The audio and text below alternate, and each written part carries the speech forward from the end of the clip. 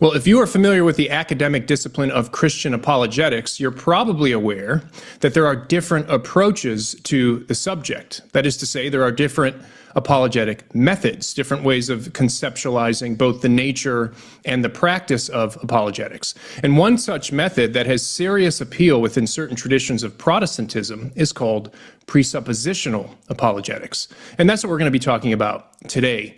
Now, joining me in this conversation is Think for Christ contributor, Dr. Andrew Payne, and returning guest to the show, Dr. Richard Howe. Gentlemen, thanks for being here. Thanks, man. This is a thrill for me. I appreciate it so much. Well, I've been really looking forward to this. Richard, when Andrew and I talked about doing an episode on the subject of presuppositional apologetics, you immediately came to my mind. In my estimation, I think you're one of the leading voices in this, what really is an in-house yet public conversation over apologetic method generally and presuppositional apologetics specifically. So it's a real honor to have you here to guide us in this discussion. Well, that's such a nice thing to say. You know, part of that, I may stand out only because the conversation has moved so far downstream. People aren't having this debate, except the presuppositionalists are still going on YouTube and defending their model. But it seems like a lot of ways it's kind of run its course. Everybody's chosen their sides. But I'm still over here ranting and raving and stomping my feet every chance I get. So I get a lot of attention. Well, we're glad to have you here. So, Richard, could you set the stage for us by situating presuppositional apologetics within the broader subject of Christian apologetical method? So basically, what is this thing called presuppositionalism? Where does it come from, and how does it relate to other ways of doing apologetics? You know, one might be struck to some extent when they listen to presuppositionalists try to define their own model, because in their defense, it has a lot of technicalities and particular data points that they all want to have something to say about. So it's hard to try to see, well, can we bring those under a single heading? One of the things it's not, and I think this is a understandable misunderstanding that people have, is that somehow presuppositionalism means that you do a critique of the presuppositions that people might be laboring under. Well, of course, nobody doesn't do that. No system that I know of wouldn't try to be cognizant of presupposition. For example, if someone like a Richard Dawkins is so blinded by his materialism, philosophical materialism, he thinks everything that's real operates according to the laws of the material universe. If he's laboring under that, so much so that he's not even aware of it, then obviously in a debate, if one had with him, they'd have to observe that and point that out and say, well, one of your problems with dealing with the evidence is that you're a material, that kind of stuff. So as far as I know, no apologetic method would differ in that regard. So, and even more interesting, the title presuppositionalism was more or less given to it by probably its detractors, maybe. You know, a lot of monikers that get attached to systems are given to it, like theistic personalism. The theistic personalists don't like that expression, but the classical theists always use that expression. Eventually, it'll probably just get settled. Methodists were called Methodists because of their scrupulous attention to method in their ecclesiology and such. Excuse me. So it eventually got attached to this method. So basically, what they try to point out is, Bahnsen puts it this way. Greg Bahnsen was one of Cornelius Van Til, the sort of fountainhead of presuppositionalism. He defines it as that the presupposition of God, the Trinitarian God of the 66 books of the Bible, the Protestant Reformed Bible, I mean, you could just really attenuate it. The presupposition of God is the necessary condition or precondition of intelligibility. So without the presupposition of the God of the Bible, then intelligibility itself would not be possible. And so what they try to do is they take a cue from the proverb that says, answer not a fool according to his folly, lest you be, caught up in his deceit, or what, I forget exactly how it's worded. And then the next phrase is, answer the fool according to the folly. And so they take that as their template. They answer not the fool in the sense that you don't grant the truth of some of the assumptions that unbelievers may have, because, not to pile too much into the definition you asked, it's grounded in their really, really strident Reformed theology. So they have such a view of the noetic effects of sin, from the fall, how it's affected our mind, that the lost man is in constant rebellion against God. And so you don't want to buy into a lot of the false views that characterize this rebellion against God. But at the same time, you might want to assume, for the sake of argument, some of those things to try to show the lost man that his model of reality, absent God, is internally incoherent. So that's what they want to do. So the term presupposition gets attached to that because those are presuppositions in some sense, right? That the lost man is coming to the equation about life and ethics and things with these background assumptions, if you will. And so that's how the term gets attached to the model. Andrew, anything to add there? Oh, we just lost you. No, I had it muted, and then that's my mistake. Nothing really to add there. In terms of just a basic summary here, that was fantastic. I do increasingly wonder. There's a couple of questions I want to run by Richard, and I don't know if now's the time to jump in with some of those. But well, before we get to those questions, maybe we can further explicate presuppositionalism by situating it in contrast to this thing called classical apologetics. So maybe, Richard, can you explain the difference between, let's say, a classical model of apologetics versus this presupposition? What are the distinguishing characteristics? Well, there's two prongs to this answer. One is, well, how does the presuppositionalist see themselves in contradistinction to the classical? The other, though, is in actual doing apologetics, how are they distinctive? What is it that they do? And I may be anomalous in this observation, but I insist upon the fact, because this has just been my experience, having become familiar with Van Til in the 70s as a college student and off and on studying these things. I have never seen in writing or heard in talking a presuppositionalist that once they actually start trying to do apologetics, I've never seen them fail to do exactly what the classical apologist does. Because even in their principle of, well, you assume for the sake of argument to try to show the lost man, for example, if he's a materialist, how is he going to count for universals or laws of logic? And even last night I was listening to a YouTuber, one of my favorite YouTubers in presuppositionalism. And as soon as he tried to explain, well, this is what we do and this is how we use evidence, they end up doing exactly what the classical apologist was already doing all along, trying to show the lost person certain maybe assumptions, maybe conclusions they have about the nature of reality cannot ultimately be accounted for minus the existence of God and his act of creation and his attributes and these kind of things. That all of that is the ultimate explanation of why these things are. Now, personally, I would even differ from some other classical apologists as to how that looks because of my Thomism as a philosophical realist, and I know you guys would be the same thing. So downstream, even the classical apologists might differ from each other in exactly what does it look like. But in principle, we look the same in terms of trying to show God as the best explanatory hypothesis or, the inference to the, those kind of things versus a flat out demonstration. So what they try to do is show that here's, I don't, excuse me, I'm choking up here. Excuse me. I don't want to jump ahead, but I'll throw this little salvo out. Sure. When you actually see how they do their critique, let me see if I could think of the example I was thinking of a while ago. When they, for example, when Bonson, in his debate with R.C. Sproul, if you guys have heard that thing, we watch or we listen to that debate in my apologetic systems course when we're talking about presuppositionalism and do a critique.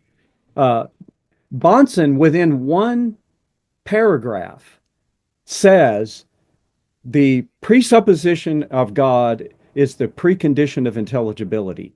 And then in the very next sentence, to explain that and defend that, he goes, because if God didn't exist, and I go, wait a minute, there's a difference between the presupposition of God and God.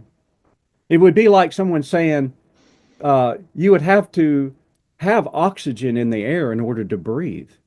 Well, that's true. That's just an ontological observation. But you don't have to presuppose that there's oxygen in the air. You can actually deny the reality of oxygen while you're breathing, but your denial of it is just an epistemological thing.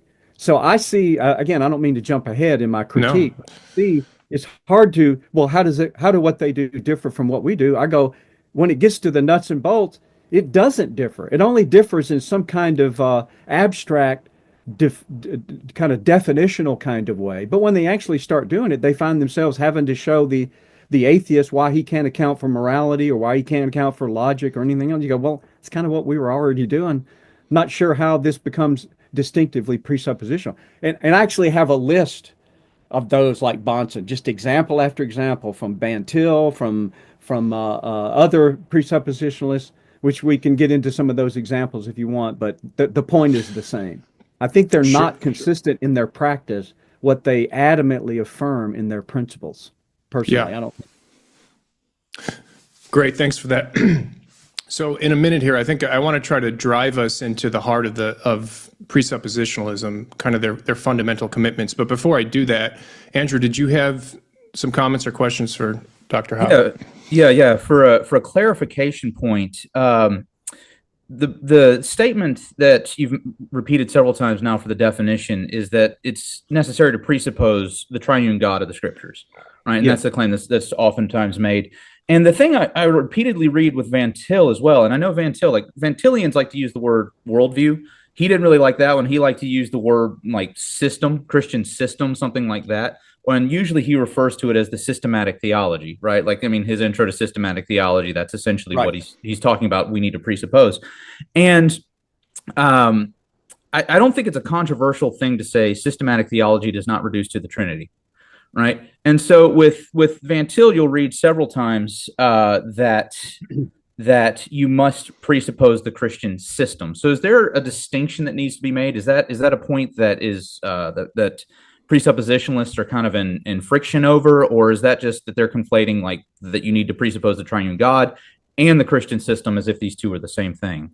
Well, it's interesting because when I first stumbled on the fact that Van Til put such emphasis on not just the presupposition of God, but the presupposition of the ontological Trinity, he put such emphasis on that. And then there were a few that started following suit recently, kind of making the same argument. But it struck me as like, okay, well, that wasn't obvious from the beginning of reading Presupps, but all of a sudden I started to see that. And then one of the things that hit me was, Bonson never seemed to have made that point that I ever found.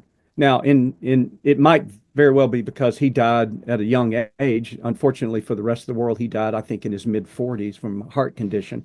So maybe he just didn't write long enough, to actually fold in this idea of this systematic theology and the Trinity. So I thought, well, so all along I was thinking, I guess it didn't matter that much to Bonson, or he didn't see that implication that it has to be grounded not just in theism, but Trinitarian theism. Well, lo and behold, the book that was published posthumously, you may know the story, where some years, I think, after Bonson died, and they're cleaning out an office, they found a manuscript that had fallen down behind the filing cabinet. Turns out he was in the process of writing a book.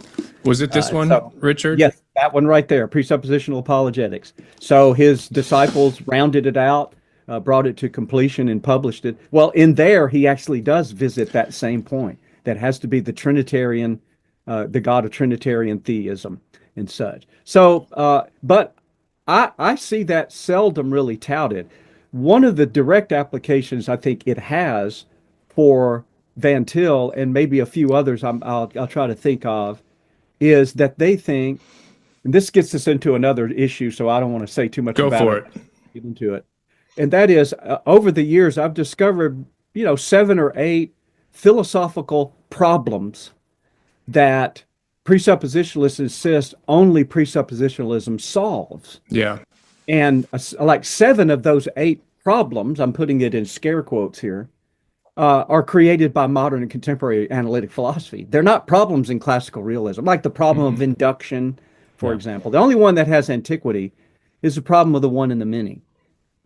And so I was startled to discover that like James White, I think, does this.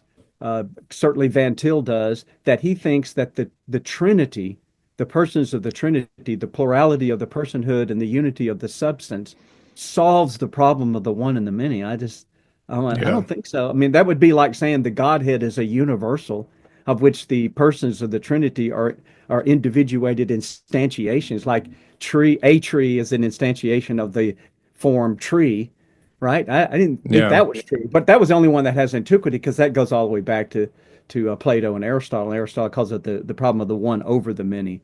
But at any rate, it was weird. And then another issue, I throw out another salvo, we can come back to it, was Van Til's bizarre statement about the Trinity, where he says there's one person in the Godhood. Be sure to ask me about what Scott Oliphant does with that, because Scott takes it down the field of heresy even more than anybody thought Van Til did. I think a lot of Van Tilians just say, well, it was just an unguarded statement. He didn't mean there's only, that it's, what it sounds like, there's only one person in the Godhead. He didn't mean that. Say, okay, it's the only place I know that he says that. But you should see what Scott Oliphant, we'll get to that maybe in time, what he does with that very concept. But at any rate, I'm always giving you more than you wanted to know. I'm thinking about starting a podcast called More Than You Wanted to Know. What do you think about that? I like that. Sounds great. Yeah, so, I'll just to add my own 2 cents here. I have seen Van Til, correct me if I'm wrong, but I think I remember Van Til talking about presupposing the Christian worldview as a unit. Yep. And Bahnsen talks about presupposing the... Page 1. Page 1. Okay, so you can confirm that? Yep, page 1. Yeah, and then Bahnsen seems to follow suit. And again, I'm most familiar with Bahnsen, and I'm most familiar with him from this text that you're referring to here. And in here, he clearly says that what we're presupposing is the entirety of Christian revelation, like the whole thing, the Word of God as given. And this just is first of all, it's a massive claim, and it's just super vague. And it makes me wonder, in the act of presupposing, what exactly are we, because, the Bible's 66 books, not all of it is theological in nature. I mean, there's genealogies, and there's poetry, and there's narrative. Are you telling me that all of this has to be presupposed as an epistemological precondition for rationality? Like, what in your experience, Richard? How would the epistemology just crumble to the floor if you took out 3rd John or Nahum? Right. Yeah, I've never understood why they thought that was the case. And at least the presupposition of God is a necessary precondition. Okay, I can deal with that. I don't think that's exactly true, but the whole system. In fact, that comes up in the debate with Sproul and Bahnsen, and Sproul presses him on that. You make it sound like it's a one and done kind of thing, but when he presses Bahnsen's like, well, how does this answer this question? Oh, well, you want me to go through, and here's the problem with the empiricists, and here's the problem. It's like, well, wait a minute. You just said it was one and done. It's the whole thing. So why would you have to deal with each separate worldview that you find in conflict with Christianity? Why would you need to do that if your one model answers everything? So even Bahnsen, I think, hinted that it's not really true. You don't really have to do the whole system. And I think they have to make this bold claim, right? Because one of the criticisms against classical theism is that the arguments from classical theism don't get you to the triune God of Christianity, right? Right. So they have to argue that their form of apologetics, their methodology, gets you all the way there, right? Right. Yes. They accuse us of defending a generic theism, right? And so because it doesn't include the Trinity. No, exactly. Yeah. So this question of what exactly has to be presupposed is just a really foggy one in my own mind. I'm just not clear on what if I'm a presuppositionalist, what am I supposed to presuppose as the necessary conditions for the possibility of rationality or the intelligibility of the universe? Now, tell me, let me switch the tables here and ask you guys a question, because I don't know if my observation is right or not, but I suspect that when you get into a discussion in a debate, let's say with a presuppositionalist over method, that many presuppositionalists are so convinced that their presuppositional apologetic method is entailed necessarily by their Reformed theology, that when you argue against the presuppositional method, in their mind, you're trying to disabuse them of their entire Reformed theology. And that's why they're so tenacious about the method. And you would think that they would take a cue from the counterexample of R.C. Sproul, for example. And now it's even more when you got people like Richard Muller or J.V. Fesco or Keith Matheson. James Dolezal. James Dolezal, exactly. And then you go back in history, as Muller does with his deep dive into post-Reformation Reformed dogmatics 4-volume set. And you start seeing people like Peter Martyr Vermigli, even some of the Institutes of Calvin, and if you can pick and choose, even Turretin in a way, even Bavinck. Now those guys are a little bit more blurry in my mind, but nevertheless, you would think they'd take a cue from the fact that, well, there have been a lot of people who are unabashedly Reformed, Dordian even, though not all of them, but they're not presuppositional in their method. So, that's right. But I think as an emotional thing, maybe that's why they're so tenacious, because in their mind they hear us trying to disabuse them of all their Reformed theology. You go, no, I may not necessarily disagree with some of your Reformed theology. That's not necessarily the debate, but they do think it's entailed by it. So as a modus tollens, you negate the consequence, you got to negate the antecedent. Well, I guess Andrew and I would be counterexamples, right, Andrew? I mean, we both lean Reformed theologically, but we're both classical in terms of our apologetics method. So, and then lean quite as much as you guys do. Well, I would say that presuppositionalism as a methodology comes kind of late in history. It's kind of a late comer, and we can talk about this later, but I think it's largely, as you've already kind of indicated, Richard, it's largely in reaction to a certain philosophy that began to take root in the Western world. And I'd like to explore the philosophical roots of the presuppositional approach. But Andrew, do you have any thoughts or other questions for Richard? Well, in part, in answering the question of the critique of the Reformed tradition being like these people will perceive that we're critiquing the entirety of Reformed theology. One of the things I like to point out about even with Francis Turretin is, where does Francis Turretin get his definition of theology? Well, he gets it directly from Aquinas. And so one of the things is, when you have guys like K. Scott Oliphant in this book, he doesn't like presuppositionalism, so he calls it covenantal apologetics instead. He says, for example, on page 79 to 80, he refers to the God of Thomas Aquinas with a small g. And he's saying that the Christian should not actually be following that God, that this doesn't actually get us to God. This is kind of illustrating something that, Richard, you already pointed out. Mm-hmm. And the thing that I'm continually struck by is, Anthony, I think this might be the case for you too. When I'm having these conversations with people, I think I'm known a little bit around my community for being a little bit rabidly Reformed. Like, I'll quote the chapter and verse of the Institutes. And so people know that I'm not anti-Reformed. And yet there still is that kind of uncertainty, I think, about where I stand. It's almost like I must be corrupted Reformed, something like that. And when you cite something like Aquinas or something like Turretin there, where he's saying Aquinas is good, we get our definition of theology from Aquinas, it's almost like the very fact that you've broken with presuppositionalism means that you are corrupted, and therefore, even if you bring out a legitimate citation, don't give it any credence. Just ignore it because I'm still corrupted and I'm just spreading my lies, kind of thing. Oliphant apparently had drifted even during his writing career, because his earlier Faith and Reason book, he's singing Aquinas' praises, particularly on simplicity. He says there's no better definition in defense of simplicity than you find in Thomas Aquinas. And knowing some students who studied under Oliphant during that transition, something seemingly happened where he went from fairly sympathetic to a lot of Aquinas' classical theism to thinking Aquinas was a fallen angel or whatever, and just really eschewed a lot of his thinking.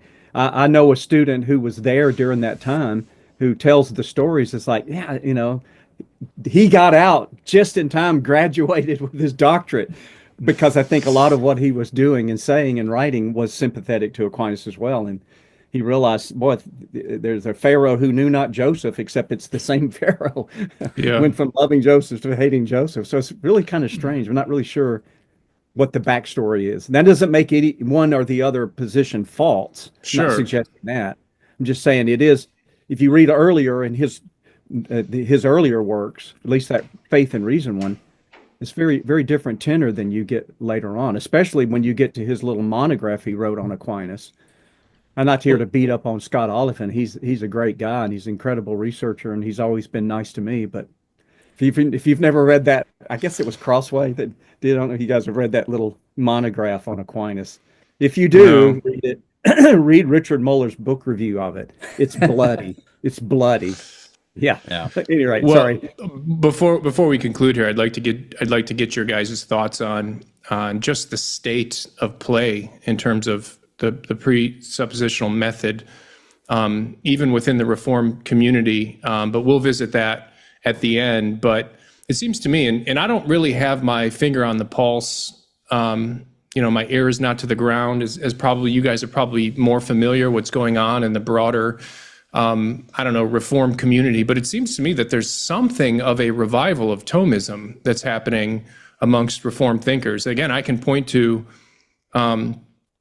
the reception of thinkers like James Dolezal and Stephen Duby and others who are really, I don't know, it's almost like their views are pushing in towards mainstream.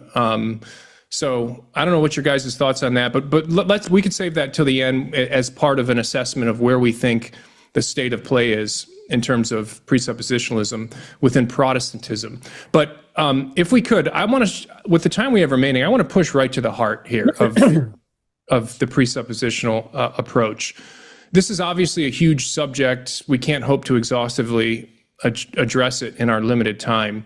So, Richard, let me throw this out to you. What would you say is the primary and fundamental distinguishing commitment of the presuppositional perspective? If you think there's one, or maybe there's two or three, but what would you say is kind of the theoretical hill that they're willing to die on and that really distinguishes them as a apologetic system?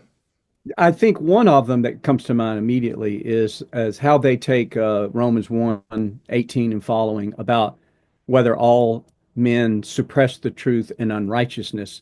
And that is the foundation on which they build their animus in principle, but not, as I've said, in practice. Their animus to the idea that it would be legitimate to engage the lost man on neutral ground. That's a term that gets thrown away. James Anderson from Reformed Seminary talks about the sort of pillars. There's no neutrality and there's no autonomy. That those are both anathema. And so, because to grant a neutral ground is, in their view, to tacitly deny the fall, the noetic effects of sin, that the lost man is in rebellion against God. Now, I have an eccentric interpretation of Romans 1:18. Not that I don't agree with the indictment on the human race in rebellion against God, but I'm not so sure that verse says what they think it says. That may be an eccentric thing, and you might not be interested in my take on that. But that's one. They would say, look, any kind of apologetic method that explicitly or even tacitly grants neutral ground is to tacitly concede anti-God. As Van Til said, any argument that doesn't start with the presuppositional method, any God that's proved by their argument cannot be the God of the Bible. He cannot be the conclusion of an argument. He has to be the fountainhead of argument itself, the Trinitarian God. So that's one. And again, that's grounded in a fairly solid view in Reformed theology about the noetic effects of sin and about just the fall. Total depravity, I guess, would be more directly connected. That's one of them. And then I think maybe connected to it is the other pillar that James brings up, and that's the idea of autonomy. So Ken Ham likes to say it this way. I realize Ken Ham is not a stellar thinker in these regards, but he's very unambiguous, and he always juxtaposes man's word and God's word.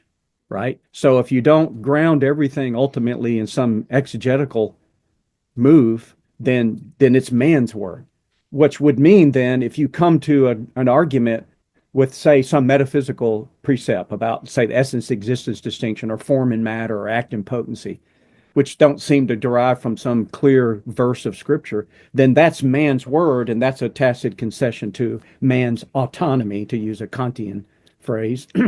So I see those hills. Interestingly, if I'm right about that, interestingly, it's another example of the fact that they see the method as just part and parcel of Reformed thinking itself. Yeah. But I mean, nobody, there's, R.C. Sproul's second to no one in his Calvinism. He was a 5-point Dohertyan Calvinist, and the fall and the noetic effects, all of that. So he's like a burr in the saddle for them because he's so anomalous. Like, he didn't go to Westminster for seminary, so he didn't study under the Van Til or any of his disciples. He went to Pittsburgh Seminary, studied under John Gerstner, who was a classical apologist and stuff. So thank God for R.C. Sproul. I think I learned as much philosophy from R.C. Sproul than just about any other source. Yeah, R.C. Sproul had a huge impact on my own life. He's the guy who really got me interested in both theology and philosophy because he was just such a great model of that. So Andrew, what do you think? So do you see any particular idea as being the fundamental idea that defines presuppositionalism? Yeah, in addition to the two that Richard listed, which I don't think those are the two. There's not really, you covered all the bases. I don't really need to add anything. But if there was one that just sort of is a nice clarifying term to add to them, is the term transcendental, because the big argument that Van Til is going to put forth is called the transcendental argument. And this gets into one of the ambiguities we were talking about earlier, because you have the idea of either God or a systematic theology that is what must be presupposed, right? The triune God or a systematic theology. And it's not overly clear to me that you can conflate these two without having serious theological problems, but then two, they're just not the same object, right? So, and it makes a difference which one you're presupposing. If you presuppose just God, then you have the Kantian model for actually the transcendental argument, which is Van Til's big argument, was first put forth by Immanuel Kant probably about like 8 or so years before he published the first Critique of Pure Reason. So the transcendental argument in that sense actually still deduces God as the highest, most transcendental point of consciousness. However, we must keep in mind there's 3 different terms that are operating here. One is going to be transcendent, one is going to be transcendental, the other is going to be immanent. And so in the sort of philosophical language game that's going on here, if we're talking about what's immanent, we're talking about what's within consciousness, basically the content of consciousness. Right now, we're talking about presuppositionalism. So our discourse on presuppositionalism would be immanent to our consciousness. The transcendental would be the framework of that consciousness, and the transcendent would be what's beyond it. The analogy I like to use is that you have a house, you have what's inside the house, that's the immanent, you have the walls of the house, which is the framework of it, that's the transcendental, and then you have what's beyond the house, that's everything outside, right? Clearly, the transcendent and the transcendental are not the same thing. And if you conflate the two, that's a big problem. And so if you actually say that your deduction here is a transcendental deduction of God and that he is the highest transcendental point, then you've deduced still something that's just the framework of human consciousness. You have not actually made it to God, unless you're then going to conflate God into this human consciousness. So there's a little bit of a crudeness with language that starts showing up here. And to be fair to Van Til, a lot of people made that mistake around that time. I hate to say it. I think I've even found a place where Jacques Maritain, the great Thomist, actually makes that mistake, which crushes me. But anyway, the thing is, though, the noetic effects of sin point, I don't think there's any historical justification for it whatsoever in the Reformed tradition before Abram Kuyper. And so Abram Kuyper is late 19th century. He's into the early 20th, I think. And he is a politician, philosopher, theologian. Early in his career, he's a liberal theologian. Was very heavily influenced by the German philosopher Schelling, as well as the Romantic theologian Friedrich Schleiermacher. And the thing about these guys, now Kuyper then moves away from that. He becomes very much a conservative, sort of like a bulwark of the burgeoning conservative Calvinist movement that goes forward. But he gets but one of the things that Kuyper was hoping to do was to synthesize Calvinism with this kind of German idealist tradition.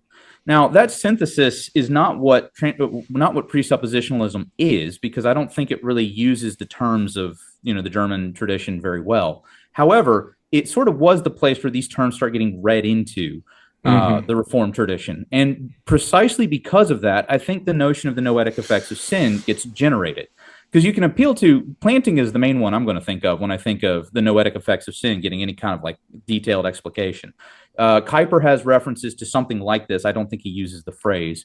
But you go back to somebody like Calvin, and the original five chapters of the Institutes, book 1, are, I think Michael Horton well describes them as a running commentary on Cicero's On the Gods. And everything that he's talking about is already there. If you go back and read Cicero on that, it's very clear that Calvin's just riffing off of what Cicero's talking about. But guess what's happening in Cicero? Well, not any epistemological concern, right? Epistemology isn't a concern really until the turn of modernism, which is with really Descartes is a good place to draw that line. And Descartes didn't write the book that launched this thing until 80 years after the final edition of the Institutes was penned.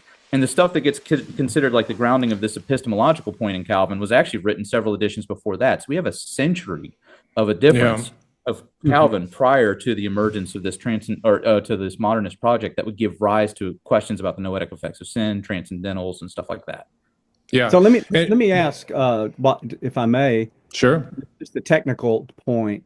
I don't know how much Van Til wrote in Dutch versus English.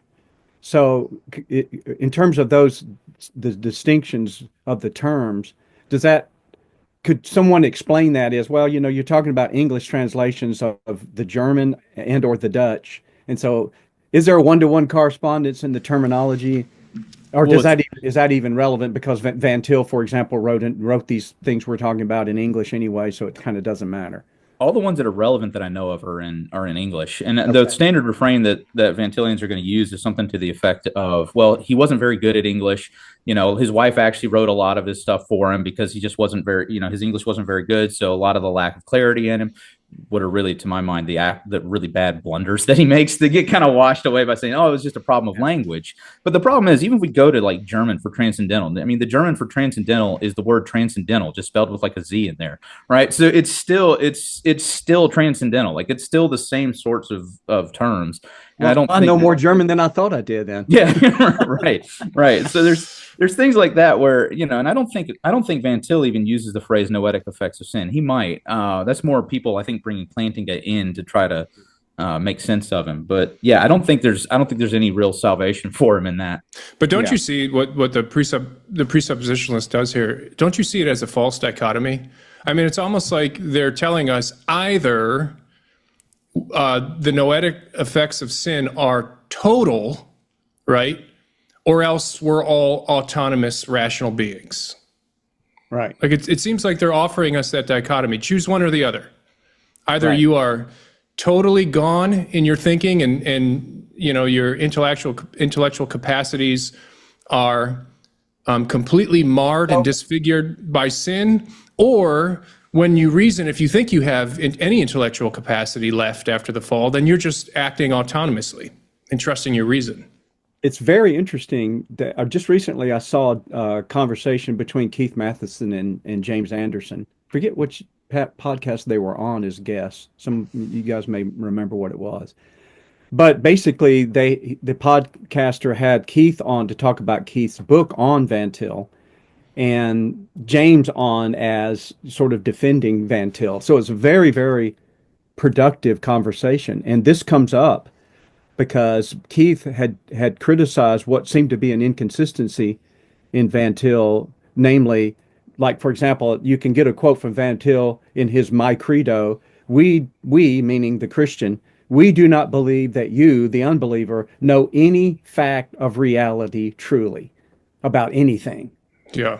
And you go, okay, well, that's pretty radical. But then other places, especially when you look at the answer the fool according to his folly, you assume for the sake of argument, or even more explicitly, Van Til saying, of course, the unbeliever can know how to count, or whatever. You go, okay, well, I thought he didn't know any fact of reality truly. So that antithesis, James tries to show, how he thinks it's consistent in under a broader overarching point about Van Til. I'm not sure I understood that, because the conversation to me I got distracted because the conversation went from whether that's a legitimate observation of Van Til, and then second, whether it's reconcilable. It went from that to whether or not Keith, in his critique, factored either or both of those in his critique. And so James' criticism was that you were selective about which of the antithesis you focused on to make your critique. And he said you should try to, I thought, okay, I need to go back and hear it again. Maybe you guys know more about that. But I think it is an inconsistency, like this false dichotomy. Because then sometimes, how could you even do, as Bonson says, the impossibility of the contrary. So you try to show the lost man that the contrary to the Christian worldview is impossible. Well, how would you show that if he's not able to even know any fact of reality truly? He wouldn't even be able to know. If he's unable to reason because of sin. That's right. What's the point of trying to reason with him? I'm sorry, I'm talking on top of you. No, I was just saying, what's the point of trying to reason with him? Say that again, because I keep talking on top of you. Sorry. I was just saying, what's the point of even trying to reason with somebody if, noetically, sin has just completely effaced their rationality? Absolutely. So this may be something for another podcast, but I was just startled listening to James Anderson give his, with the two pillars and such, and he makes comments like, well, the presuppositionalists would say that the lost man, or actually anybody, no one fails to come to any topic or any assessment of any claim or anything without their prior presuppositions / worldview, and that it's through that they do all their interpretations of what's going on. I go, well, then how would you be able to know?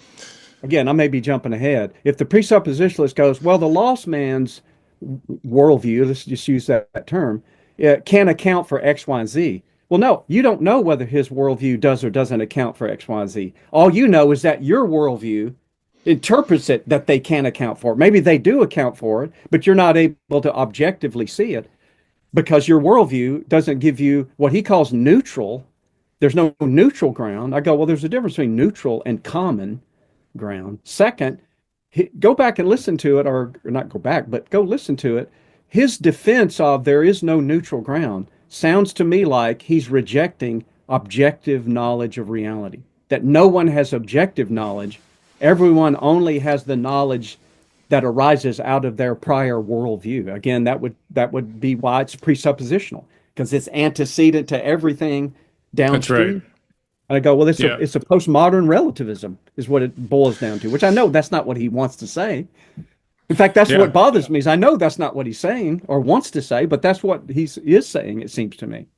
It seems like, according to their view, we are all like hermetically sealed in our own worldview bubbles, right? And there's no overlap of these bubbles. So if that's the case, if our worldviews entirely control how we interpret and value the facts, or what we even count as facts, as you point out, Richard, how in the world can we even evaluate the view of someone else who's inhabiting a completely different worldview bubble, right? How can we even try to reason with that person to show them that their worldview is inconsistent, or that one thing I haven't read is Van Til's Common Grace in the Gospel. I've had it for years, but I've never pulled it off the shelf to actually read. Apparently, that's relevant to this very discussion. Okay. In terms of what they are committed to in principle, and then how that translates into practice. I think it's the Common Grace in the Gospel that gives rise to what Matheson and Anderson were talking about, this sort of antithesis or this conflict. I'm not sure it's resolvable. I think it just becomes, and that's why in practice they actually don't follow through on that. Yeah, they actually do think the lost man does know how to count and that the sky's blue on a sunny day and things like that. And then they'll just say, well, it's inconsistent with their worldview. And I go, okay, but to say that their belief about X, Y, and Z is inconsistent with their anti-theism is just to do classical apologetics. That's exactly what classical apologetics does, is try to show how you couldn't ultimately account for these things were it not for certain truths that we know from theism and then more specifically Christianity.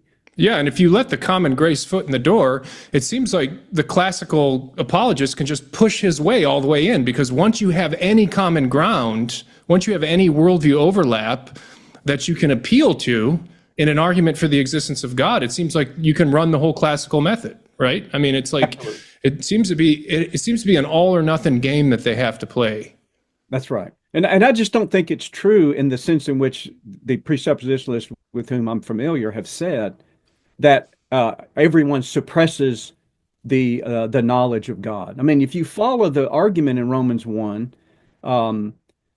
he talks about, it's really, I don't want to get into this unless you just want to, but it's really a matter of the syntax of whether you take who suppress the truth and unrighteousness to be in apposition to all men. So I could say something like, mammals, which are warm-blooded.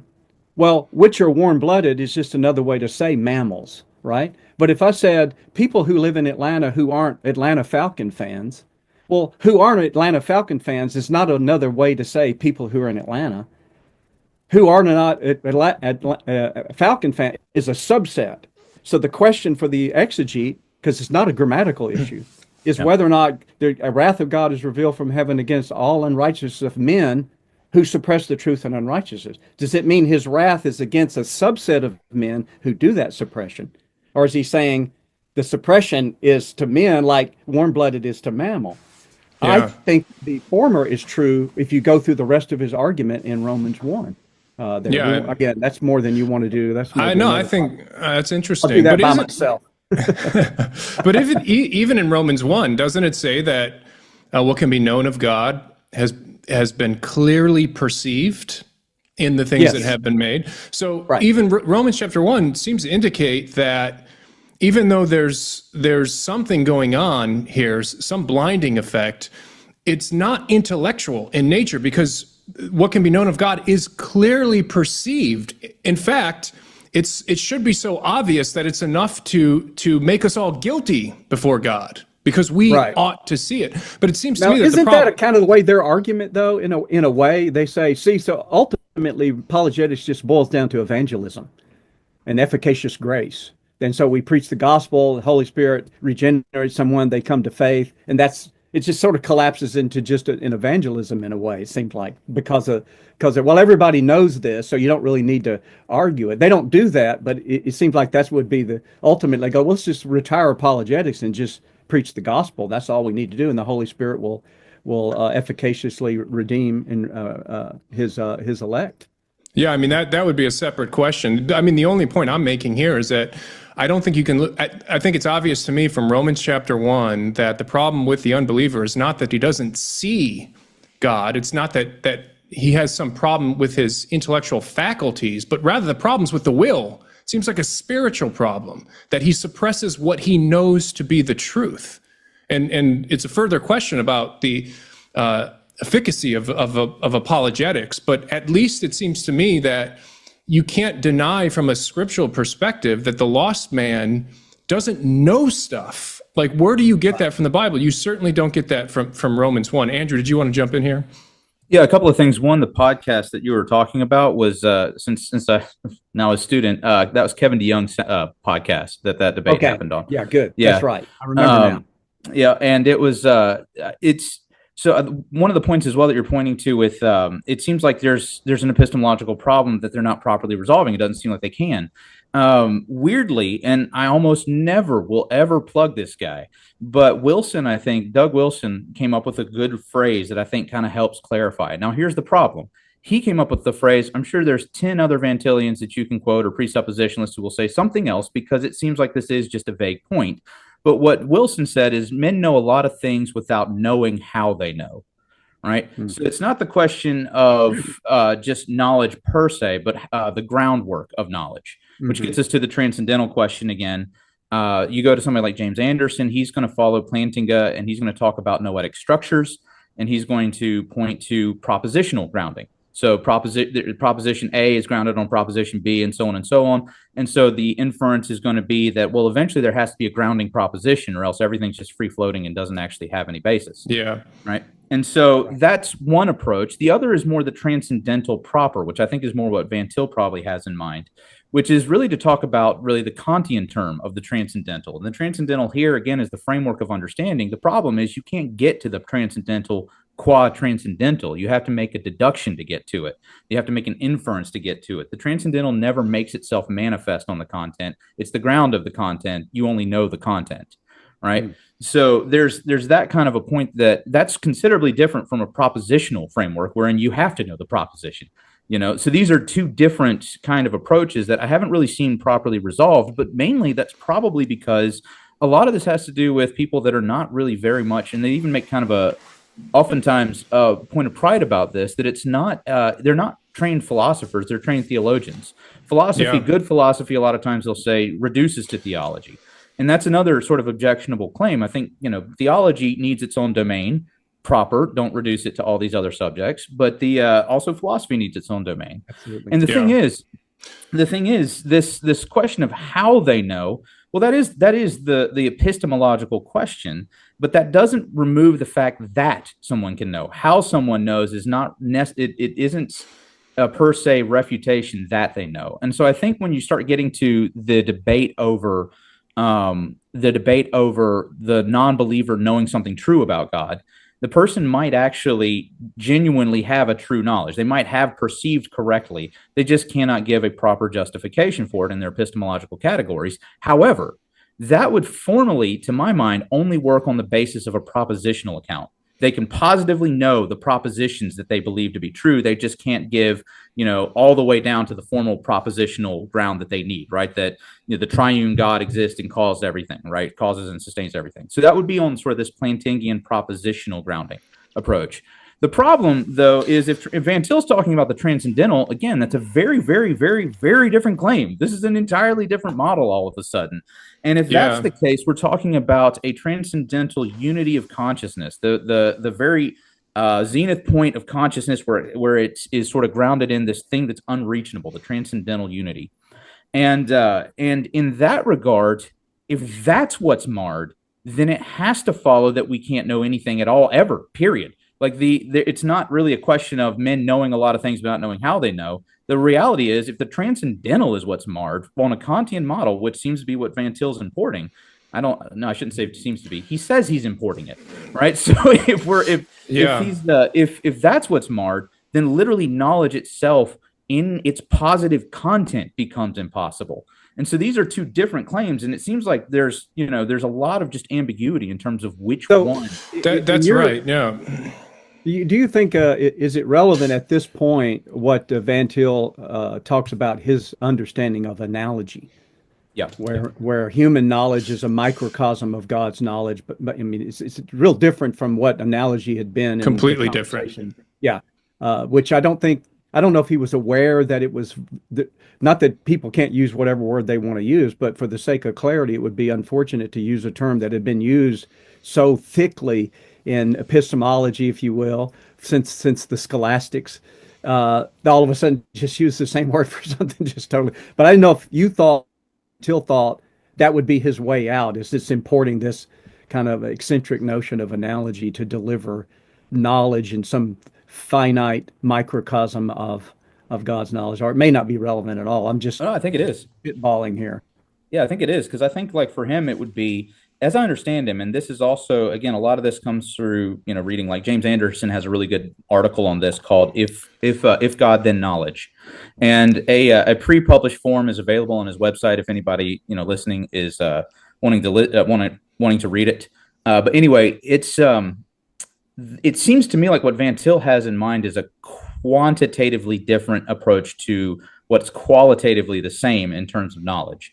And this is just sort of when I'm talking about there's a kind of crudeness to the way they use philosophical terms. This is kind of one of those places, right? Because the Thomist, in a Thomist doctrine of analogy, the example I like to give is that when I say that I know my brother, right? I have a dog as well. My dog knows my brother.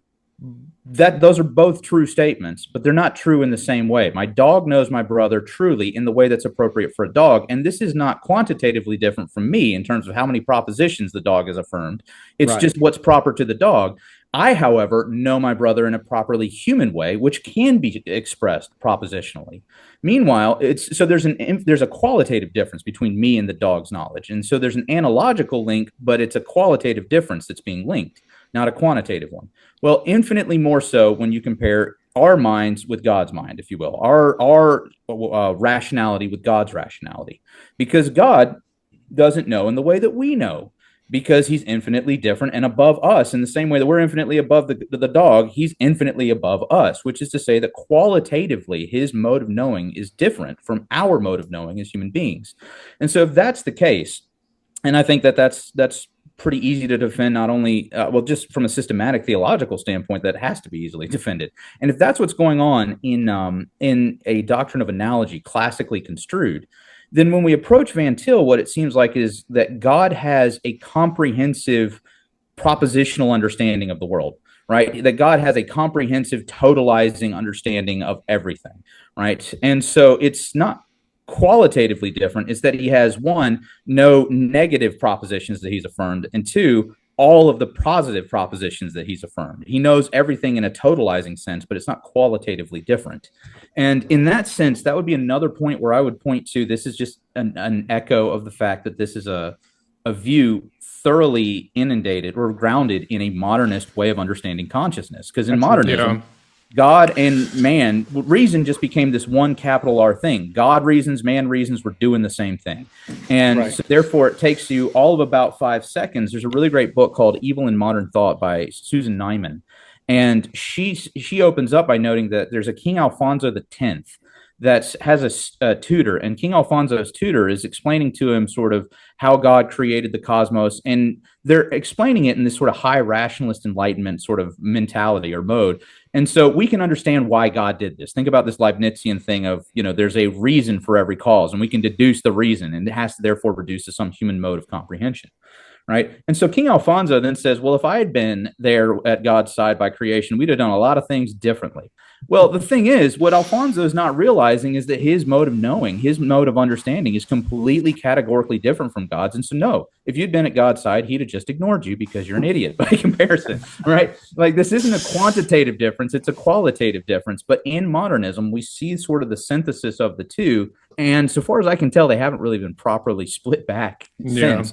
For the Thomistic response that we're seeing lately. No, absolutely. I mean, it just shows you how, and Anthony and I have discussed this in a prior podcast on how theology needs philosophy, which causes, people some of the Van Tillians to break out in a rash to somehow think that there's something antecedent. All we're saying is you wouldn't be able to parse out even some of their own presuppositionalism. You wouldn't be able to parse that out without appealing to categories, which themselves you didn't get from Scripture. Right. So you aren't really starting with God's self-revelation of the 66 books of the Trinitarian Protestant Reformed Bible. Right. You're not doing that because you use these categories that are philosophical categories. They may be good or bad categories, but my point is even weaker than that. They're just categories that themselves not only don't arrive from Scripture, but are necessary for you to even properly understand Scripture. Otherwise, you're going to come out with a God that looks like the Dake Study Bible, that God has all these body parts. He has legs, hair, and ears and stuff. You go, well, you couldn't know those weren't anthropomorphisms without some antecedent reason to understand why God's being is different than creation. The creation distinction, as they say. Yeah. Well, in a minute here, I want to try to look at some of the philosophical underpinnings, if we can, of presuppositionalism. But if I could back up for a minute, setting aside the question of the efficacy of apologetics from a presuppositional or a classical position, setting that question aside, it seems to me one of the frustrating things about dialoguing with the presuppositionalists is they equivocate on just what is the content of knowledge available to the unbeliever or the lost person. Because it seems like a lot of times, like even in this book, sometimes Bonson makes statements where it seems like he's saying that a lost person cannot know, can have no knowledge apart from presupposing the truth of Christianity, right? Unless Christianity is the epistemological precondition, it has to be the precondition for this kind of knowledge. But then at other times, he seems to equivocate and say that the problem is a spiritual problem. It's not that we don't have the knowledge. We can have access to the same knowledge. The problem is that the unbeliever suppresses that knowledge. So it seems to be a moral problem. So it's like they equivocate. Is it an intellectual problem? Is it a moral problem? A moral spiritual problem? Because when they talk like it's an intellectual problem, you just want to do. Who was the guy who thought he could refute? I don't know why this is coming to my mind right now, but who is the guy who thought he could refute Berkeley's idealism just by kicking a rock? Right, he kicked the rock and he said, "Thus have I overturned Berkeley's idealism." Right, when the presuppositionalist makes this claim, it seems to say that we can have no knowledge, no genuine knowledge, apart from the presupposition of the Word of God. It makes me just want to take that person to an atheist convention, stop somebody on the way inside, and say, "Hey, what's 2 + 2?" and then they'll say 4, and I'll go QED. Right? Like, there you go. Exactly. He's an atheist. Kicking the stone. And he knows how to do math, right? So, but what's so frustrating is Bahnsen will he'll say all these, he'll make these bold statements, but then later on he'll walk them back. And he'll say, well, really what's happening is the unbeliever actually knows all this stuff. They have access to the same kind of facts and knowledge that you and I do, but they're suppressing it in unrighteousness. So what we do in apologetics is we try to bring to their remembrance the stuff that they know deep inside that they're suppressing, like holding a basketball underwater. Like Plato. It's like Plato, right? It's like the theory of recollection. It's like Socrates and the Meno. I was going to say it's kind of like I never noticed that until you made it clear just then. I never really said, well, that's kind of like Plato's recollection. I was just going to say that. This is like the theory of recollection where Socrates is trying to demonstrate that the slave boy actually can do mathematics, even though he's never done it. That's right, yeah. Meno. Yes, absolutely. Well, it's kind of like psychoanalysis, too, in the sense that instead of suppressing the truth and unrighteousness, they are repressing the truth. Right. And so the whole point of the psychoanalytic process would be to make that manifest. And so it's sort of like that's what the Van Tillian's trying to do in that regard. They're playing the analyst in that. I really do believe in many respects to their detriment. Presuppositionalism is indebted to too many modern and contemporary analytic philosophical categories and data points. Yeah. And so when they just it's frustrating to me as a Thomist, and it shouldn't be, but I already know this is the case. But it's frustrating when people will just say these things that are philosophical precepts that are pretty much everybody believes, because almost everybody, I'm saying in the philosophical world, is analytic, at least in the U.S. And they just state that as if, well, that's just a given. Philosophers say that knowledge is justified true belief. I go, yeah, well, Aristotle doesn't say that, and Aquinas doesn't say that. Now, maybe they're wrong, but that never gets into the conversation. They just, we all know these things. And I go, well, a lot of these things that we all know create the very problems that you think you need to solve. That's right. When Bahnsen in the debate with Gordon Stein, we listened to this as well in the class. At the end, I regret 2 things. One, it came at the end, so Stein couldn't come back, and he probably wouldn't have anyway. Second, Bahnsen, when he jumps on what Stein said, I would have picked a different example than what Stein did. But what happened was, when Bahnsen was pressing him on the uniformity of nature, how do you know that the future is going to be like the past kind of thing? And Stein gave a response to the effect, well, for example, I know the nature of an electron, and it will be negatively charged. It's always going to repel positively charged. In Bahnsen's closing, he says, Stein doesn't know the nature of an electron. To which I wished he would have been able to go, how do you know I don't know the nature of an electron? No. You just assume I don't know. Maybe I wouldn't have picked electron. I would have picked a macroscopic to say something about the nature of a human being. And then defy Bahnsen to go, well, Hal doesn't know the nature of a human being. I know the nature of them. You might not, but I know. But of course, the reason I can say I know is how I unpack what that means to know that is along these contours of this classical realism. Which they may reject that, that's fine, but that's never the debate. Yeah. That's not the debate. It's just assumed that, well, Hume was right. We can't really know these things, so let's rally, circle the wagons and create an apologetic method that tries to fend off all of these otherwise insuperable problems. They go, they're not insuperable problems. No. They never were problems until post modern philosophy and Descartes onward, in my judgment. So earlier I asked about what do you guys think is kind of the fundamental claims made by presuppositionalists that really distinguish them. And I actually think it's an adherence to philosophical anti-realism. I think that it is anti-realism that truly distinguishes the presuppositional approach from all other classical methods, and however you want to break the classical method down between evidentialists and Thomists and so forth. I think the presuppositionalist begins by presupposing that some form of anti-realism is true. Because for the anti-realism, as opposed to, like, let's say the classical view of realism, when we know things, what we're knowing are not the things in the world, but something in our subjective experience, right? Whether that be ideas or appearances or what have you, right? It's something inside of ourselves that we are immediately knowing.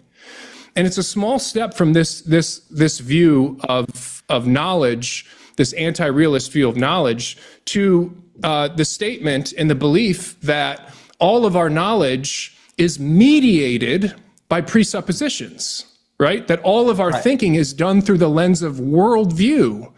Because if you start off with an anti-realist epistemology in which we're never truly in contact with things in themselves, but only with ideas in our minds, well, it just seems naturally to lead into this worldview thinking that Van Til talked about, and the idea that we all of our knowledge is a matter of the interpretive framework that we bring to bear on the facts of experience. Do you guys think it's a fair criticism to say that? I think that you're onto something there. I think, to be sure, being an anti-realist wouldn't be a sufficient condition for being a presuppositionalist. I mean, William Lane Craig is an anti-realist.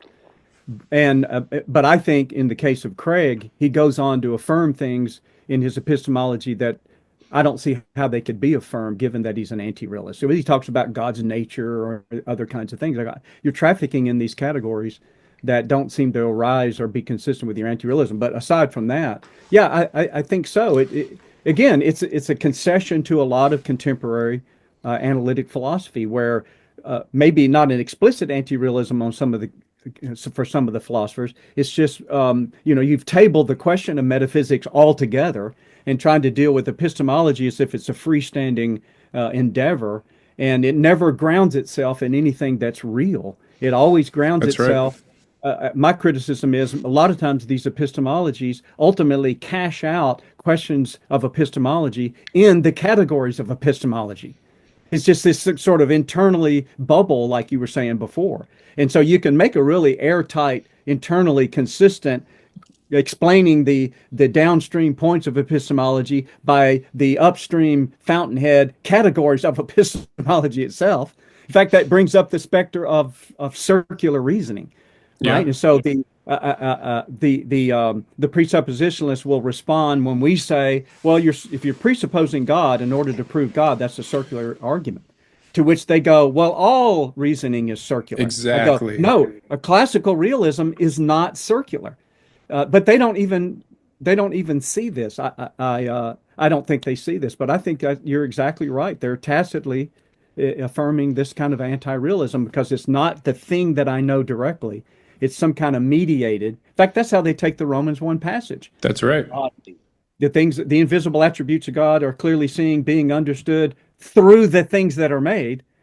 Yet Oliphant is adamant that's immediate knowledge. I go, how do you get immediate knowledge through the things that are made? That sounds like mediated, in some sense. And so I have an encounter directly with the sensible object, and it becomes one with the knower at the level of form. They're anti-realists. I think you're onto something there. And I don't even think that you could have a presuppositional apologetic if you're a realist, because realism starts with the assumption that you know being, that what you know in the act of knowledge are beings in the world. Absolutely. Right?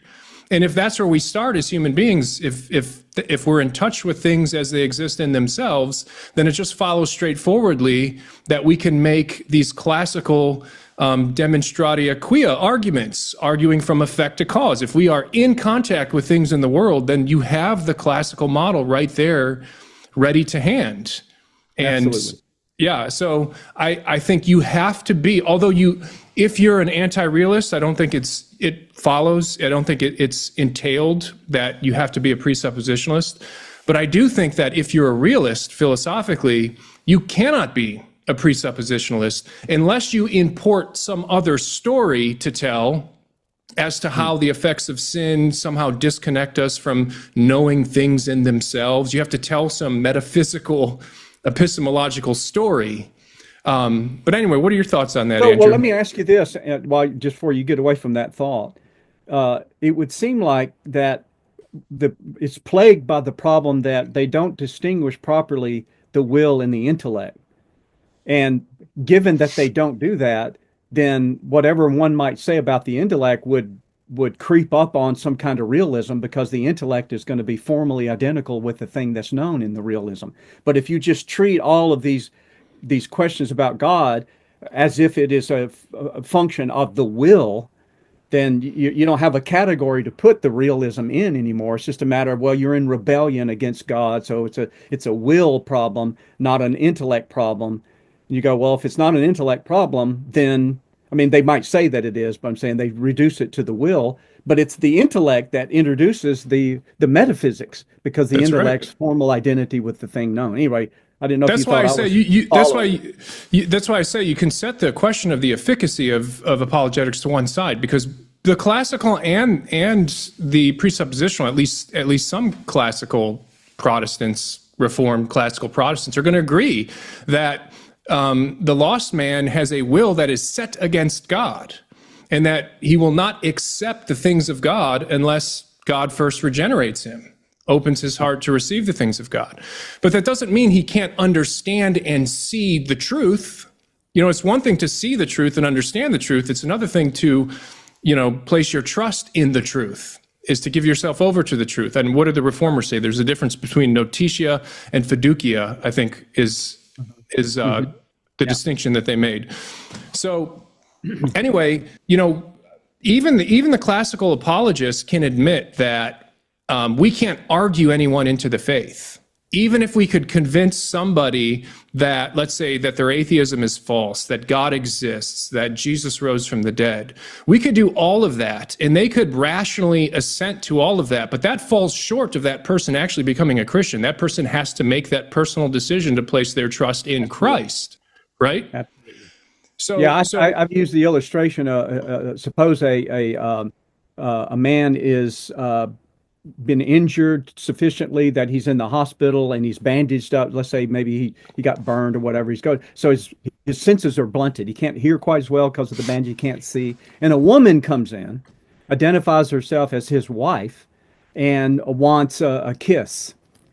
And it would be reasonable for him to want evidence to know that she actually is his wife, and not somebody trying to weasel her way and then get the credit card or whatever and run off, right? But if he had his senses about him sufficiently, and he knew that she was his wife, and he still didn't want to kiss her, then he's got a moral problem. He doesn't already know what it is to be the husband of a wife. That's not a noetic issue. That's a problem of a moral issue. And that distinction, I think, gets to the heart of what you just said. The classical apologist isn't saying we're strapped with the obligation to try to convince a husband to love his wife. You go, if a husband doesn't know to love his wife, he's got a problem a lot deeper than apologetics can solve. That's right. But if a husband isn't sure which of these women out here is actually his wife, then there may be a place for giving evidence to say, no, she's an imposter. She's a gold digger, whatever. This is your wife. Oh, okay. And from that point, it's between the two of them and stuff. So I think there's an analogy there to the apologetic endeavor. Well, and there's something quite. Go ahead. No, go ahead. was going to say there's something quite humorous about like the example here. For the presuppositionalist, salvation really seems.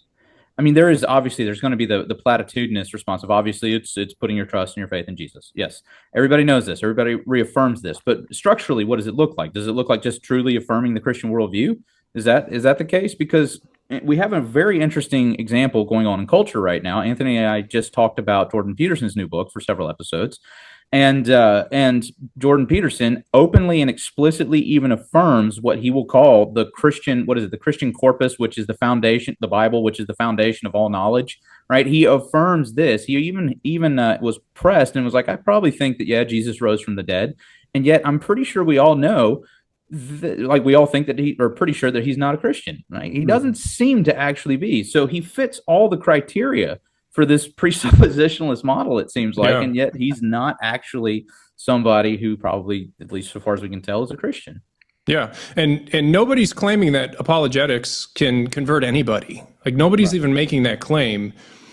But I would go even further, and I would say we also shouldn't make the claim that evangelism converts anybody, right? Mm-hmm. Nothing we say, no matter whether we're preaching the gospel or arguing for the rationality of the Christian worldview, you can't ever talk anybody into the kingdom of God. Everybody agrees that this is the work of the Holy Spirit on somebody's heart. So, you can't argue someone into the kingdom, but you can't preach someone into the kingdom either. It takes the Holy Spirit. Absolutely. Yeah. Can I return to that anti-realism point? Sure. No. One of the more frustrating things, I think, in terms of that question is we like to frame it in terms of anti-realism versus realism, right? And I like using the word frame there because it's a bit of a pun because I'm pretty sure it was John Frame who gave this response. And the response was, I might have the wrong person, but I think it was John Frame. The response was that the Christian is neither the presuppositionalist Christian here is neither a realist nor an anti-realist. He is a Christian. Which to me is again kind of like a category mistake. What do you mean? Like what we're saying is there an immediate knowledge with me and the thing that I know, or is it mediated by some sort of transcendental structure impeding me, and so I only know through a certain lens? That's the question of realism and anti-realism. Am I directly knowing it, or am I indirectly knowing it through something that conditions my knowing? To the degree that the presuppositionalist is saying the things that I think we've outlined that they're saying, they have to be anti-realists by that definition. But the response was, well, no, we're not anti-realists because that's secular philosophy. And again, this is just sort of a massive category error that is just one of many that keeps popping up here. And it shows up in a number of different places because Richard, you brought up the circular reasoning objection, which is one of the more common objections. And I think it was Frame again, him and Vern Poitras, I think, that were the ones that proposed that answer that you gave, which is, well, everybody is guilty of circular reasoning. Right. And there's an article that they published, or I think it was Frame that published it in the Journal of Semiotics, which I'm particularly salty about because they rejected my article that I submitted that for that issue. But anyway, they published this article, or Frame published this article wherein there was another just glaring category mistake in response to the circular reasoning point, because he says everybody is guilty of circular reasoning. However, that circular reasoning is only fallacious. This is almost a direct quote. He says circular reasoning is only fallacious if it is idolatrous circular reasoning. Now, what does that mean if not incorporating idolatry as a form or as a logical category? Right now, and that makes absolutely no sense. It makes no more sense than importing idolatry as a mathematical category. These are just not. It's not a relevant category. And what it ultimately boils down to is he's essentially saying circular reasoning is only wrong when all the wrong people do it, but the right people, which is our group, is fine with doing that because you have to, because all reasoning is circular and you have to get off the ground. Well, that's funny because you're getting out of one logical fallacy, if I even grant that you've gotten out of it, by now being guilty of special pleading. So now you're guilty of a second logical fallacy. And it's an amazing point there because the category error of bringing in idolatry in terms of a logical category, that's already problematic. But now you're having this situation where to get off the ground, you must first be guilty of circular reasoning, and then you must defend that with a special pleading, right? And it seems like the presuppositionalist model is constantly saying all of the other systems cannot justify themselves without breaking all the laws of logic, and they can't justify the laws of logic, and they're guilty of all these fallacies here, here, here, and here. But wait a second, shouldn't we apply the same standard here to the presuppositionalist model and point out that to get off the ground, again, you must first commit circular reasoning and then commit special pleading to defend it. And you're guilty of exactly something that should refute it. And to kind of move past that to another point that I think is rather intriguing me lately, at least, is the kind of neutrality, like the anti-neutrality, right? This type of reasoning seems to follow, at least there's a kind of necessity that forces it upon people who deny that there is no neutrality. And that's a claim, like the neutrality claim. I was curious when that began, because you don't really find that in Hegel, for example, right? You don't really find that in Nietzsche even, right? And he was one of the ones that a lot of people like to go back to and say, oh, maybe it's Nietzsche. Well, he doesn't talk about neutrality, right? So where does this claim actually come from? The earliest I've found, and I hate to be the guy that just says, totalitarianism and fascism and all that kind of stuff, but it actually emerges out of the debates in the early 20th century between the Bolsheviks and the fascists in Italy and Germany. What you find is there's a number of places where the Bolsheviks are saying, if you don't think in our proletariat terms, you're corrupted by bourgeois reasoning, and therefore, they're entirely to be cast aside. Same thing with the fascists, basically, or the Nazis. Wherein there's actually a really great article I've got from I think it's from 41 or 42, where it's an American who surveyed the Nazi education system, and a central pillar of it is explicitly the antagonism to neutrality that shows up there. And there's a quote that comes from a guy, Siegfried Mark, in an article called Neo-Machiavellianism and Ethical Nihilism, wherein he says, and I quote, neutrality is in itself a provocation against the totalitarian pretension. Now, am I claiming that presuppositionalism is totalitarian? No, he is. And he says, I wanted you to say yes. Yeah. Well, let me just read you what Van Til says. Van Til says, in every discussion about every fact, therefore, this is page 37. In every discussion about every fact, therefore, it is the two principles, that of a believer in Scripture and that of the non-Christian, that stand over and against one another. Both principles are totalitarian. Both claim all the facts. And so he kind of seems to be thinking it's an all or nothing game precisely in this totalitarian sense. And that's another one of those words you might ask, well, was this one that he just didn't know what the word meant? Well, I do know what the word in Dutch for totalitarianism is, and it's totalitarianism. I know more Dutch than I thought. Yep, there you go. Yeah, I'll throw that one in for free. But the thing is, like with that, I'm not trying to do the whole standard beware of him politically kind of thing, but rather just to point to there seems to be a political kind of discourse that takes over in the 20th century. Everybody seems to do this. If you turn to the postmoderns, interestingly enough, Terry Eagleton says that this no neutrality point in this book, he says that the no neutrality point is one of the hallmarks of postmodern thinking. But what is this? What is this no neutrality point? Well, it is a political point that becomes the ground of all discourse. It's like they're making inferences from something that we would all affirm to be true that are just completely unwarranted inferences. I mean, when the scriptures do set up this strong dichotomy, the whole world we are of God, but the whole world lies under the sway of the wicked one. So you've got the people of God and everybody else. That's legit. But to try to distill from that an apologetic method or other kinds of epistemology is just absolutely unwarranted, because no one would say on our camp that the people who are outside of the Christian faith and are under the sway of the wicked one aren't human. They're somehow beasts. He's like, well, no, they're still human beings. So they still have faculties of knowledge and stuff to have. Yeah, so that very, very interesting. Well, it's interesting because you see what it ends up reducing to is in-group is right and can speak about things. Out-group is wrong and can't speak about things. And we see that in the political discourse today. And it functions exactly the same, essentially, because like the Van Tillian is not saying that you can't speak so much as they're saying you just can't speak rightly. You just don't know why I'm right and you're wrong, and you won't know how I'm right and you're wrong until you agree with me. And the thing is, like, you turn to a bunch of these slogans that are popping up. Jesus is Lord is the one that kind of gets thrown around. And so Doug Wilson will put it, Christ is Lord, therefore Caesar isn't, that kind of thing. But you'll also have Joe Boot, I think, has a really great phrase. It's page 76 of his massive tome, The Mission of God, that one, right? And on that one, he says, all of life is religious. And that kind of struck a chord because I was like, wait a second, I've read something like that fairly recently. And, just for kicks and giggles, I like to torture myself with my reading sometimes. And so I was curious about the old feminist phrase from the 60s and 70s that the personal is political. And I was looking it up to be like, okay, where does that come from?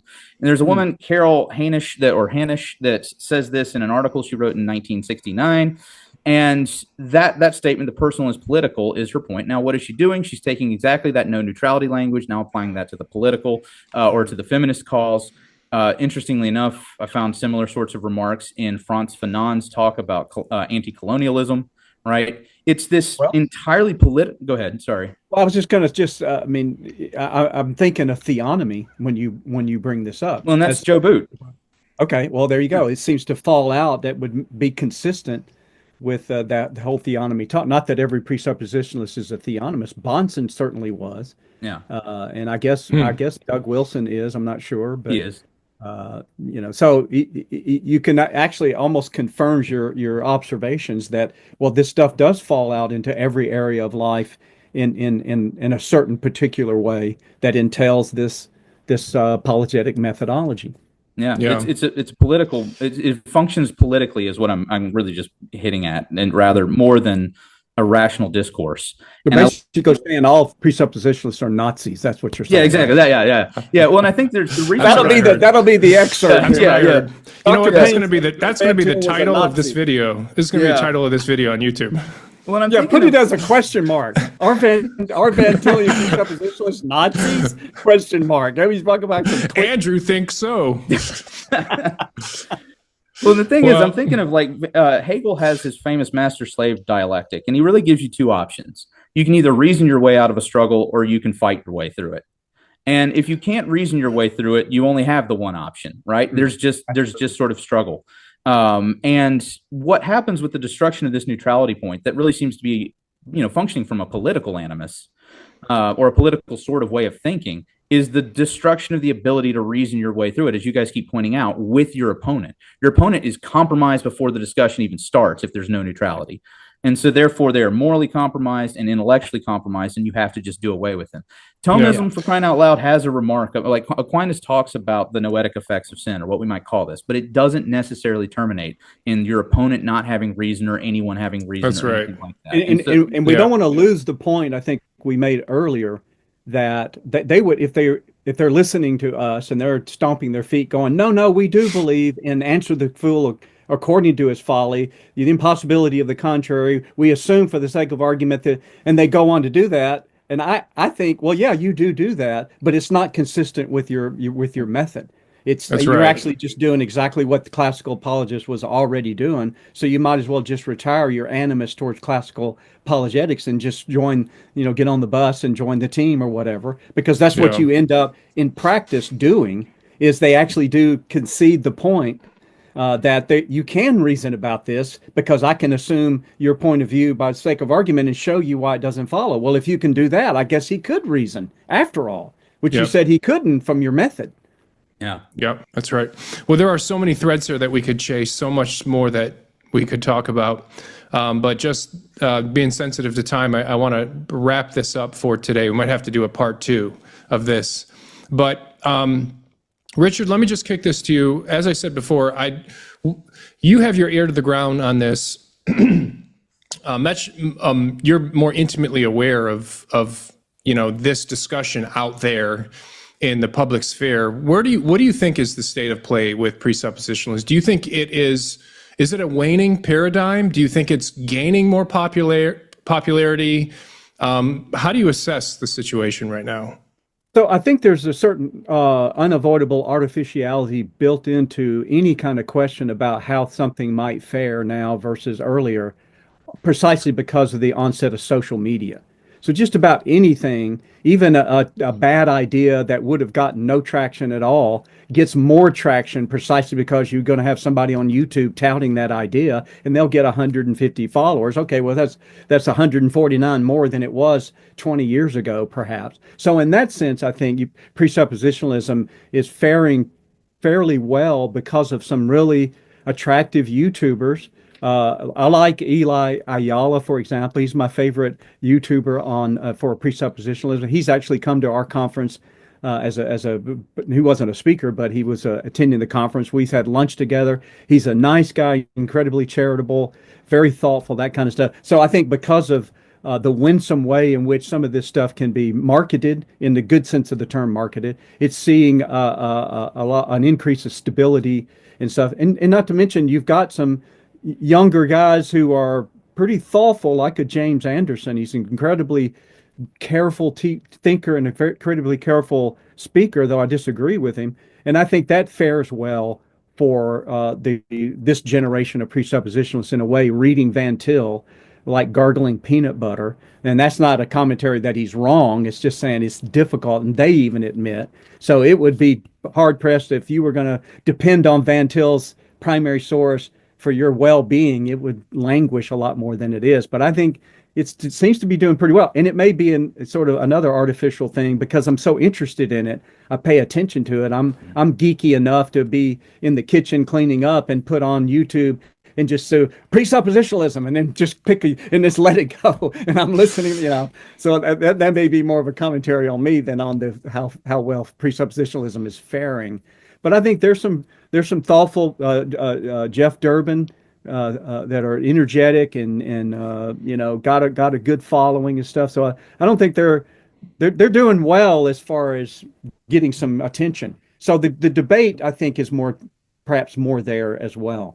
I mean, I've made comments on YouTube that I've gotten a lot of presuppositionalists upset of. The thing I did with Cameron Bertuzzi years ago. Now, I didn't give the title. He interviewed me for 5 minutes, and I didn't know what the subject. He started asking me questions. I kind of off the top of my head. He puts it on YouTube, a refutation of presuppositionalism. It's like, no, I don't think I refuted it in 5 minutes, and they're all just slamming the fists on the table, going. Anyway, so that's neither here nor there. But I think.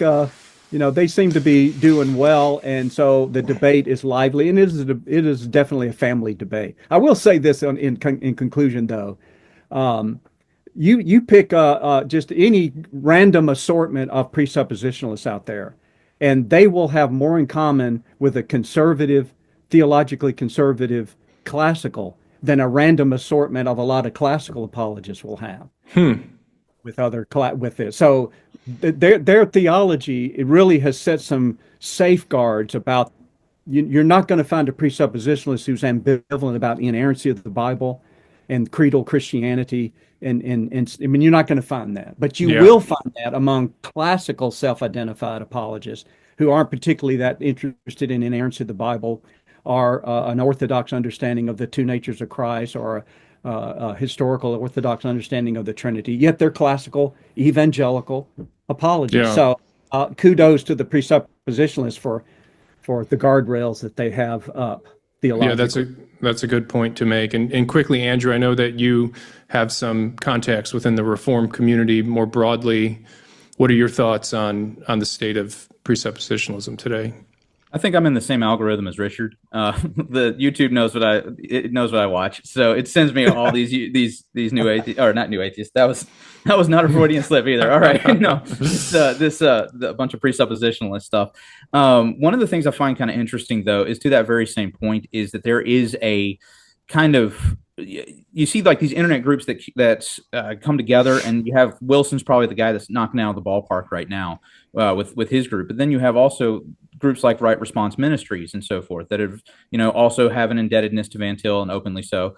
And these groups kind of come together for a season, and then they split apart pretty regularly. And so the one that just happened was there's the big kerfuffle, Richard. There you go. The big kerfuffle over.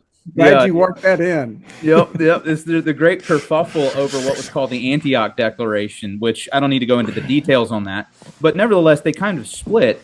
And the Right Response Ministries guys started following Stephen Wolfe, who wrote The Case for Christian Nationalism. And Stephen Wolfe brings in a lot of Aquinas. And that became a controversial point. So at the end of the Antioch Declaration, you have a statement, like James White and Doug Wilson and Jeff Durbin, all these guys are signing the Antioch Declaration, really condemning a number of things. Anti-Semitism is the main one, but at the bottom, it's like everything Aristotle ever touched is condemned, and that caused actually weirdly a kind of rift in those circles, which you would have thought would have not been at all perplexed or bothered by the refutation of Aristotle. And that's precisely because I do think this Reformed Thomism has made its way through the Reformed community so very thoroughly that, at RTS, Kevin DeYoung in his covenant theology class regularly referred to Aquinas, right? And he even stopped and said, we should not, by the way, we should not just casually dismiss this guy. He's one of the greatest theologians of all times,